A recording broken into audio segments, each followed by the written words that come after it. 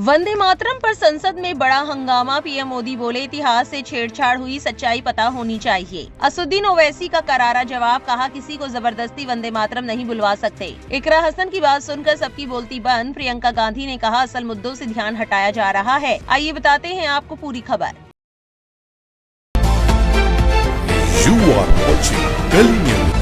लोकसभा में वंदे मातरम की 150वीं वर्षगांठ के अवसर पर हुई चर्चा में प्रधानमंत्री मोदी ने इसके ऐतिहासिक महत्व, विवादों और राजनीतिक घटनाक्रम पर विस्तार से बात की।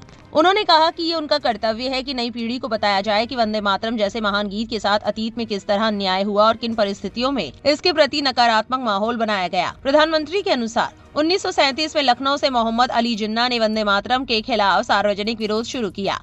उनका दावा था कि मुस्लिम लीग की राजनीति उस समय वंदे मातरम को लेकर तेजी से विरोध का माहौल बना रही थी। पीएम मोदी ने कहा कि जिन्ना के विरोध के केवल 5 दिन बाद ही पंडित जवाहरलाल नेहरू ने नेताजी सुभाष चंद्र बोस को पत्र लिखते हुए चिंता जताई कि आनंद मठ की पृष्ठभूमि मुसलमान को भड़का सकती है। मोदी के अनुसार ये प्रतिक्रिया कांग्रेस नेतृत्व के दबाव में आने का संकेत थी, जबकि उन्हें मुस्लिम लीग के आधारहीन आरोपों का जवाब देना चाहिए था। प्रधानमंत्री ने आगे कहा कि कांग्रेस कार्य समिति ने 26 अक्टूबर 1937 को बैठक बुलाकर वंदे मातरम के उपयोग की समीक्षा का फैसला लिया। पूरे देश में ये खबर फैलते ही लोग स्तब्ध रह गए। जगह जगह देशभक्तों ने प्रभात फेरियां निकाली और वंदे मातरम के समर्थन में आवाज बुलंद की। बावजूद इसके कांग्रेस ने बैठक में वंदे मातरम के उपयोग में समझौता कर लिया और केवल कुछ अंशों को स्वीकार किया। भाजपा का आरोप है कि ये तुष्टीकरण की राजनीति का हिस्सा था और मुस्लिम लीग के दबाव में कांग्रेस झुकी। प्रधानमंत्री ने कहा कि इसी तरह की राजनीतिक झुकाव के कारण आगे चलकर देश को विभाजन का भी सामना करना पड़ा। अपने भाषण में मोदी ने महात्मा गांधी का 1905 में लिखा लेख भी पढ़कर सुनाया, जिसमें गांधी जी ने वंदे मातरम को अत्यंत लोकप्रिय, प्रेरणादायक और राष्ट्रभक्ति की भावना जगाने वाला गीत बताया था। गांधी जी का मत था कि ये गीत लगभग राष्ट्रीय गीत की तरह पूरे बंगाल में लोगों द्वारा अपनाया जा चुका था और देश में स्वाधीनता आंदोलन की ऊर्जा पैदा करता था। मोदी ने प्रश्न उठाया कि जिस गीत को महात्मा गांधी ने इतना उच्च स्थान दिया, उसे बाद में विवादों में क्यों घसीटा गया। उन्होंने कहा कि इतिहास में ऐसे क्षण रहे जब वंदे मातरम पर असंगत आपत्तियां उठाई गई और उसकी भावना को कमजोर करने की कोशिश हुई। पीएम मोदी ने इमरजेंसी का भी उल्लेख किया। उन्होंने कहा कि वंदे मातरम के 50 वर्ष पूरे होने पर देश गुलामी में था और जब इसके 100 वर्ष हुए तब देश इमरजेंसी की बेड़ियों में जकड़ा हुआ था। ये वो समय था जब लोकतंत्र और संविधान को दबाया जा रहा था और कई देशभक्तों को जेल में डाल दिया गया था। उन्होंने कहा कि वंदे मातरम के 150 वर्ष पूरे होना इस गीत के गौरव को पुनर्स्थापित करने का अवसर है और देश को इसे भुलाना नहीं चाहिए। प्रधानमंत्री के भाषण पर विपक्ष ने कड़ी प्रतिक्रिया दी। लोकसभा में कांग्रेस के उपनेता गौरव गोगोई ने कहा कि वंदे मातरम को राष्ट्रीय गीत का दर्जा देने वाली कांग्रेस ही थी। संविधान सभा ने मुस्लिम लीग के विरोध को ठुकराया और जनगण मन को राष्ट्रगान तथा वंदे मातरम को राष्ट्रीय गीत घोषित किया। उन्होंने राजेंद्र प्रसाद, मौलाना आजाद, सी राजगोपालचारी, जीबी पंत और रविशंकर शुक्ल जैसे नेताओं का उल्लेख किया, जिन्होंने इस फैसले का समर्थन किया। गोगोई ने यह भी आरोप लगाया कि प्रधानमंत्री महत्वपूर्ण मुद्दों से बच रहे हैं। दिल्ली में हुए बम विस्फोट, जम्मू कश्मीर की सुरक्षा और जनता की अन्य चिंताओं पर प्रधानमंत्री ने एक शब्द तक नहीं कहा। प्रियंका गांधी ने आरोप लगाया कि सरकार सदन में वंदे मातरम पर बहस इसलिए करा रही है ताकि जनता का ध्यान रोजमर्रा की समस्याओं, महंगाई, बेरोजगारी और सुरक्षा संबंधी सवालों से हट जाए। उन्होंने कहा, महोदय, आज की ये बहस सिर्फ ध्यान भटकाने के लिए की जा रही है, क्योंकि ये सरकार इस देश के वर्तमान की असलियत छिपाना चाहती है। आज देश का युवा कितना परेशान है, कितनी मुश्किल में है। पेपर लीक होते रहते हैं, बेरोजगारी है, महंगाई इतनी बढ़ चुकी है। इसकी चर्चा हम सदन में क्यों नहीं कर रहे हैं? आरक्षण के साथ जो हो रहा खिलवाड़ है, उसकी चर्चा हम यहाँ क्यों नहीं कर रहे हैं? महिलाओं की बात होगी, बड़े बड़े ऐलान होंगे, मगर उनकी परिस्थितियों को सुधारने के लिए कोई ठोस कदम यहाँ क्यों नहीं उठाया जा रहा है? इन्हीं दरवाजों के बाहर खड़े होकर पत्रकार तरह आपने कहा कि आरोप मत लगाइए बगैर तथ्य के, तो मैं बोलूं कि नहीं बोलूं? नहीं, बिल्कुल नहीं। नो, आप उधर की बात मत बोलो। आप जल्दी से बोल लेते हो, सदन में जो कुछ भी बोले वो तथ्यों से बोले। आपको हर चीज ऑथेंटिक करनी पड़ेगी, इसलिए आप तथ्यों से बोले। अच्छा सर, बड़े बड़े शहरों में प्रदूषण है, लेकिन हम इस सदन में बैठकर सिर्फ छोटी छोटी बातें करेंगे। जी, जो अतीत की बातें हैं ना, जो बार बार आप चाहते हैं कि हम पीछे देखें, लेकिन हम आगे भविष्य की बात, वर्तमान की बात, जो असली समस्याएं हैं उनकी बात न करें, ये छोटी बात होती है। आप में हिम्मत है तो भविष्य की बात करिए, हिम्मत है तो बात करिए कि बेरोजगारी क्यों है, कि पेपर लीक क्यों होते हैं। AIM के नेता असुद्दीन ओवैसी ने कहा कि संविधान किसी को वंदे मातरम बोलने के लिए मजबूर नहीं करता और वफादारी का प्रमाण पत्र मांगने का अधिकार किसी सरकार को नहीं है। उन्होंने सरकार पर आरोप लगाया कि वो इसे राजनीतिक हथियार की तरह इस्तेमाल कर रही है। असुद्दीन ओवैसी ने कहा, कौम परस्ती को, वतन से मोहब्बत को मजहब में तब्दील कर रहे और फिर यहाँ पर बोल रहे कि अगर भारत में रहना है तो वंदे मातरम गाना पड़ेगा। भाई ये तो संविधान के खिलाफ है, सुप्रीम कोर्ट के जजमेंट के खिलाफ है। अगर वंदे मातरम मैडम कौमियत का मियार है तो फिर सवाल ये है कि हसरत मोहानी की कौमियत क्या थी जिसने इनकलाब जिंदाबाद का नारा दिया? अगर यूसुफ मेहर अली ने quit India Simon go back का नारा दिया तो उसकी कौमियत क्या थी? अगर हैदराबाद से मौलवी अलाउद्दीन जो मक्का मस्जिद का पहला मुजरिम है काला पानी में, और तूरेबाज खान जो मारकर लाश को लटका दिया गया था हैदराबाद में 8 दिन तक, उसकी कौमियत क्या थी? अगर इनायतुल्लाह काफी जो जिहाद का फतवा अंग्रेजों के खिलाफ दिया मुरादाबाद में, जब उनको 2 दिन में फांसी की सजा दी गई और जब फांसी की सजा के बाद जा रहे हैं तो इनायतुल्लाह मौलाना काफी की जबान पर क्या था? वो रसूलुल्लाह हमारे प्रॉफिट की नात पढ़ रहे थे। क्या पढ़ रहे थे? कोई गुल बाकी रहेगा ना चमन रह जाएगा, पर रसूलुल्लाह का दीन हसन रह जाएगा। तो उनकी कौमियत क्या थी? माल्टा की जेल में महमूदुल हसन, हुसैन अहमद मदनी 6 महीने माल्टा की जेल की ग्राउंड में पड़े रहे, उनकी कौमियत क्या थी?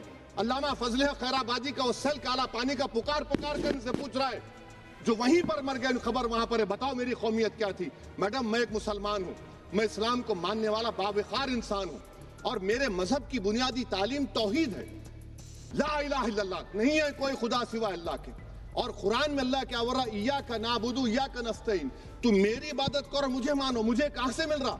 आर्टिकल 25 से मिल रहा है। मुझे कहां से मिल रहा है? Liberty of thought, expression, belief, faith and worship से मिल रहा है। तो इसको जोड़ना ये बहुत ही खतरनाक होगा। और हमारे प्रॉफेट मोहम्मद सल्लल्लाहु अलैहि वसल्लम जब मदीने को गए तो उन्होंने उस वतन के लिए दुआ की, कहा कि अल्लाह मदीने की मोहब्बत हमारे दिलों में और इजाफा कर दे, मक्के से ज्यादा कर दे। तो ये इस्लाम, मुसलमान होना, हमारे ईमान में मुल्क की मोहब्बत बीच में नहीं आती, और मुल्क से मोहब्बत है और रहेगी हमेशा, क्योंकि ये अजीम कुर्बानियां यहाँ पर शामिल है जिन्होंने जंग आजादी में हिस्सा नहीं लिया। आज अगर वो वतन की मोहब्बत का दर्ज देंगे तो बड़ा गलत होगा। मैडम मैं आपके सामने एक चीज पढ़ूंगा। 1937 रविंद्रनाथ टैगोर ने लेटर लिखा सुभाष चंद्र बोस को, मैं सिर्फ किसी ने नहीं पढ़ा ये। क्या कहा टैगोर साहब ने? But parliament is a place of union for all religious groups and there the song cannot be appropriate. When Bengali Muslims show sign of stubborn fanatism, we regard it intolerable. When we too copy them and make unreasonable demands, it will be self-defeating. ये मैं इसको ले करूंगा madam, आप देख लीजिए। फिर दूसरी तरफ मैडम आप आ जाइए, मैं यहाँ पर बैठकर, हाँ जितने तकारीर यहाँ पर हुए सब जनगण मन पर तनकीद किए, तो मैडम मुझे ये कहना पड़ेगा कि जनगण मन पर आप लोग इतनी तकलीफ क्यों उठा रहे हैं? आखिर इतनी तकलीफ क्यों है? तो मैं जब जाकर देखा तो मुझे 28 दिसंबर का ऑर्गेनाइजर मैगजीन का आर्टिकल मिला, जिसमें ऑर्गेनाइजर लिखता है कि what is the moral sanction behind government choice of Jana Gana Mana except that it can be made an item of entertainment at the sumptuous parties thrown by government officials। आप बताइए इसका बोलेंगे आप? और फिर उसके काइंड कैसा करते हैं? It will mean we can not love our motherhood. Madam please, it will mean that Vande Mataram is buried alive with the word Jan Gan Mana on the tombstone, for the tomb will also be of Jan Gan Mana of the will of the people। इस पर आप क्या बोलेंगे? Madam मैं आपको ये बताना चाह रहा हूँ कि वतन की मोहब्बत हमारे लिए बहुत अहम है, मगर ये बताइए हमको कि अभी मैडम यहाँ पर आनंद मठ के बारे में बहुत कुछ कहा गया। मैं सिर्फ 2 मिसालें आपको देता हूँ। आनंद मठ के पेज नंबर 70 और 80 को पढ़ लीजिए। इसके बाद सनातन जहां मुसलमानों के घर पाते थे इन्हें आग लगा देते थे। आप पेज नंबर 98 पढ़िए, हमें सिर्फ इन मुसलमानों को जड़ से खत्म करना है क्योंकि खुदा के दुश्मन बन चुके हैं। फिर आप पेज नंबर 115-16 दीजिए, फिर मुख्तलिफ इलाकों में मुसलमानों को सदा देने के लिए भेजे जाते, जहां मुसलमान आबादी नजर आती जला दिया जाता।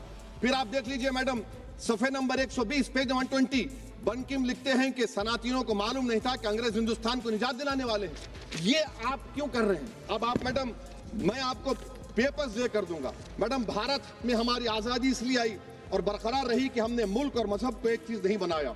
हमने ऐलान किया कि हमारी मुल्क मुख्तलिफ तबकात मज़ाहिब पर मुश्तमिल है, हमारे मुश्तरका तकदीर हमारी कौमियत का सरचश्मा है, यह खास जबान सकाफत मजहब नहीं है।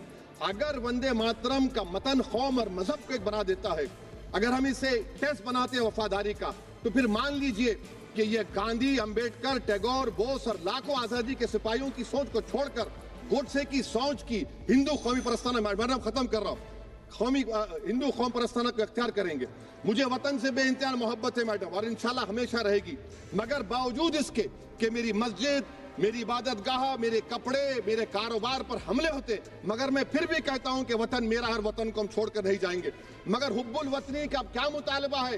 हुब्बुल वतनी ये कहता है कि वतन से मोहब्बत है तो जुल्म को खत्म करो, गरीबी को खत्म करो, बेरोजगारी को खत्म करो, जबर का खात्मा करो, अमन का गहवारा बनाओ, पाकिस्तान की दहशतगर्दी को खत्म करो, एक्सप्लॉयटेशन को रोको, शरारत को रोको, मुल्क के खिलाफ की जाने वाली साजिश खत्म करो।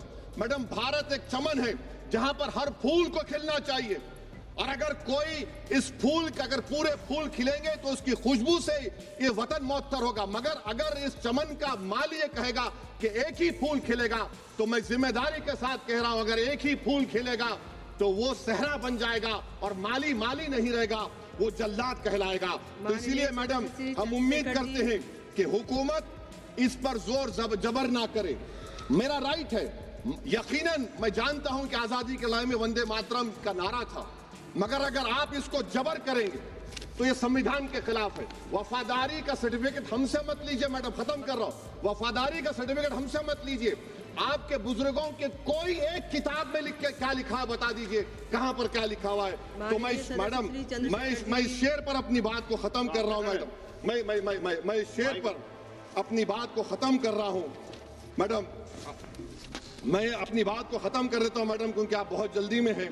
कि भारत जिंदाबाद, हिंदू मुसलमान जिंदाबाद, दलित जिंदाबाद, ईसाई जिंदाबाद, आदिवासी जिंदाबाद, जो किसी खुदा को नहीं मानते वो भी जिंदाबाद, और मैडम सब पिछड़ा सब आ गया इसमें। तो हम उम्मीद करते कि इस रूह को आप समझेंगे, अगर आप सिर्फ अपनी आइडियोलॉजी को लेकर चलेंगे। और आखिर में मैडम, जनाब बंकिम चंद्रा साहब के बारे में मैं आपके सामने डॉक्यूमेंट लेकर रहा हूं कि उन्होंने बीए का एग्जाम पास नहीं किया था, 7 मार्क्स से फेल हो गए थे, ये भी रख रहा हूं। तो आप जिसको लिटरेरी जायंट बता रहे ये नहीं है। बहुत बहुत शुक्रिया। धन्यवाद सभापति महोदया। कैराना से एमपी इकरा हसन ने भी वंदे मातरम को लेकर बड़ी बात कही। उन्होंने क्या कहा सुनिए। आज वंदे मातरम को बुनियाद बनाकर राजनीति की जा रही है, लेकिन जमीन पर जंगल पूंजीपतियों को सौंपी जा रही है, आदिवासियों को उनके घरों से उजाड़ा जा रहा है। मातरम में जो मातरा माता है वे सिर्फ मातृभूमि की वंदना नहीं, वे इस धरती की हर नारी, वे इस देश की हर बेटी, हर महिला के सम्मान की बात भी करता है। लेकिन आंकड़े अगर आप देखेंगे, एनसीआरबी की हाल की रिपोर्ट के अनुसार, मैम जसवंत के अनुसार देश में हर वर्ष लगभग 30,000 से अधिक बलात्कार हो रहे हैं, यानी एक दिन में 80 से अधिक महिलाएं यौन हिंसा का शिकार होती हैं। और ये सिर्फ दर्ज मामले हैं। जब जम्मू कश्मीर की एक बच्ची हिंसक अत्याचार का शिकार होती है, जब सत्ता से जुड़े लोगों पर आरोप लगते हैं और कार्रवाई वर्षों लटक जाती है, जब उन्नाव की पीड़िता लखनऊ के दरबार में इंसाफ को लेकर अपनी जान देने पर आमादा होती है, जब बिल्किस बानो के अपराधियों का सरकार के लोग द्वारा स्वागत किया जाता है, तो ये घटनाएं वंदे मातरम की आत्मा पर चोट पहुंचाती है। मैं अध्यक्ष महोदया बस यही कहना चाहती हूँ अपनी बात को अंत में रखते हुए कि वंदे मातरम सिर्फ अतीत की ललकार नहीं, ये वर्तमान की जिम्मेदारी है, ये आत्म मंथन की घड़ी है। यही समय है कि हम वंदे मातरम को सिर्फ नारा नहीं, नीति और जिम्मेदारी बनाए। और अपने जज्बात को मैं आलमा इकबाल साहब के तराना हिंद के साथ इस सदन में रखना चाहती हूँ कि सारे जहां से अच्छा हिंदुस्तान हमारा, हम बुलबुले हैं इसके, ये गुलसिता हमारा, मजहब नहीं सिखाता आपस में बैर रखना, हिंदी है हम, पता नहीं हिंदुस्तान हमारा। श्रीमती लवली आनंद। वहीं संसद के बाहर कांग्रेस सांसद प्रमोद तिवारी और इमरान मसूद ने आरएसएस पर सवाल उठाते हुए कहा कि जब देश स्वतंत्रता संग्राम लड़ रहा था तब आरएसएस की भूमिका क्या थी। उन्होंने आरोप लगाया कि उस समय कांग्रेस नेता जेल जा रहे थे, अंग्रेजों की लाठियां झेल रहे थे, जबकि आरएसएस अंग्रेजों के साथ खड़ी थी। उनका कहना था कि इतिहास को अधूरा बताने की बजाय पूरा सच सामने आना चाहिए। इस तरह वंदे मातरम पर चर्चा संसद में राजनीतिक, ऐतिहासिक और वैचारिक बहस में बदल गई, जहां दोनों पक्ष अपनी अपनी व्याख्याएं और आरोप लेकर सामने आए। इस पूरी खबर को लेकर आपकी क्या राय है, कमेंट सेक्शन में जरूर लिखें और इस वीडियो को लाइक और शेयर करना ना भूलें।